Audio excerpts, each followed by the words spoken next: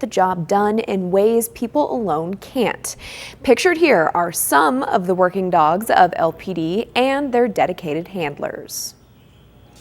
Parts of the Platte River are without running water now, mainly parts of central Nebraska to Columbus. And with the drought increasing in severity, this could be a problem for the water sources of Lincoln in the future. Channel 8's Jessica Blum joins us now with more. Jessica?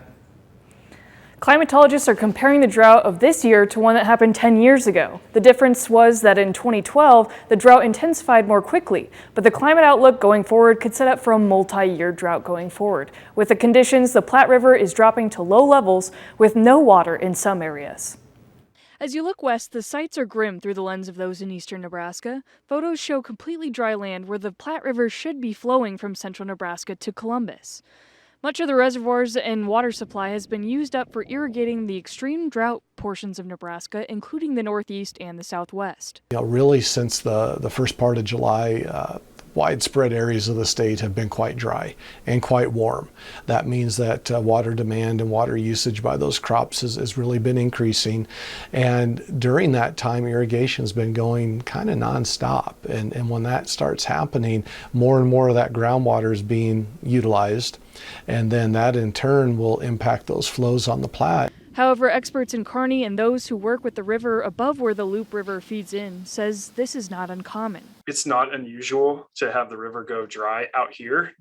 Down below the Loup, it almost never goes dry. So if down below the Loup-river you have no flow, that's a really big deal. Out here, especially during droughts, it's not super unusual for the river to go dry, basically from Kearney down to Central City or sort of that reach during the irrigation season. Part of the reason the Platte River looks different near Ashland with running water is because of the Loup and Elkhorn rivers feeding into the Platte downstream. Out west, the depth of the water depends on Lake-mcconaughy and mountain water sources from Wyoming to Colorado. But with conditions increasing in severity each week, climatologists are concerned what this could mean for the wells in Ashland, where Lincoln gets its water. And if we continue to see these reduced flows on the Platte, it may be one of those things that we could see some voluntary water restrictions. I know we always tell people to conserve, but it may become to the point where we got to start formally having some of those discussions. Currently, there is no concern for Lincoln, but the Drought-Mitigation-Center says they are monitoring our situation closely.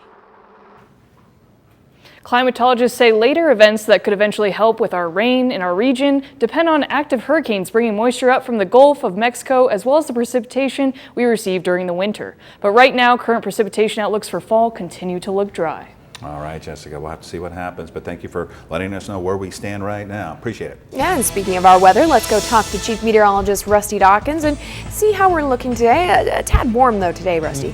Yeah, we've started off the month of September in the 90s for many places, 93 degrees so far for the day in the capital.